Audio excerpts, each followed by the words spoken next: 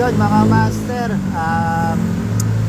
quick life update lang po mga master about sa mga nangyayari-yari ngayon. So kagagaling ko lang sa DSWD, naglakad ako nung GL na guarantee letter mga master. So malis ako ng ospital 8:30 AM, nakauwi ako ngayon 8 PM. So dami kong natutunan doon mga master.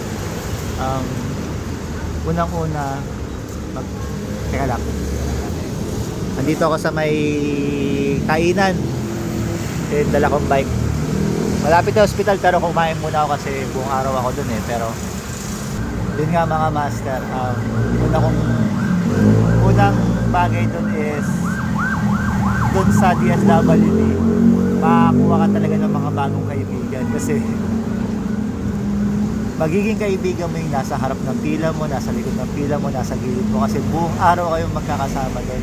Talagang magkukwentuhan kayo, kamusta ka, tagasan ka, anong nangyari, mga ganun bagay. So talagang magkakaroon kayo ng bagong kaibigan. Kahit hindi man paglagpas nun, pero at that time, sure ako, magkakaroon ka ng bagong kaibigan.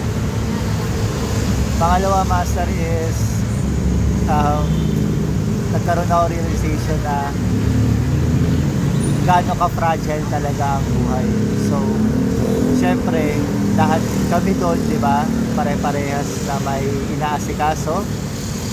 Yung iba, katulad ko, inaasikaso yung sakit ng asawa. Yung iba, sakit ng anak. Yung iba, sakit ng magulang.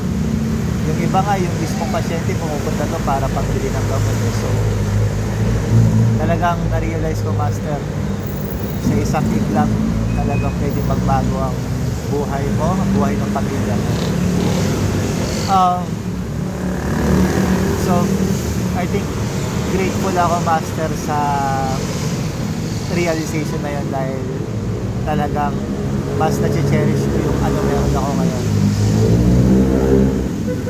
Pangatlo mga master is pasensya. Kailangan mo talaga ng pasensya. Tsaka kudos talaga sa DSWD mga master. Alam naman natin ng gobyerno, di ba, parang hanggang mga 4-5 lang yan. Pero hindi sila. Umalis ako na 8 PM doon. Tinatrabaho pa rin nila lahat na nakapila doon. So, kudos sa DSWD. Hindi naman talaga lahat ng gobyerno natin masama. Talagang yung iba is talaga nandyan para tumulong sa atin. Good news naman tayo mga master. Syempre yung aking asawa is nakalabas na kami na ICU. Maganda na yung results ng mga x-ray niya and everything. Tapos actually sabi nga ng doktor pwede na kami mag-discharge the next day eh. Pero yun nga, kailangan ko lang sikasuin yung mga pending balance natin. So yun lang mga master, maraming salamat po sa inyo lahat. At yun nga,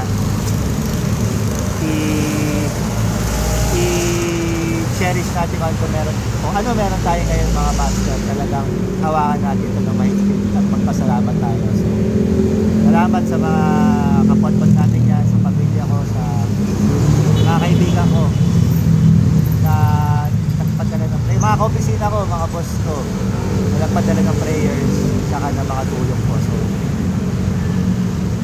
maraming salamat and thank you for watching. Salamat.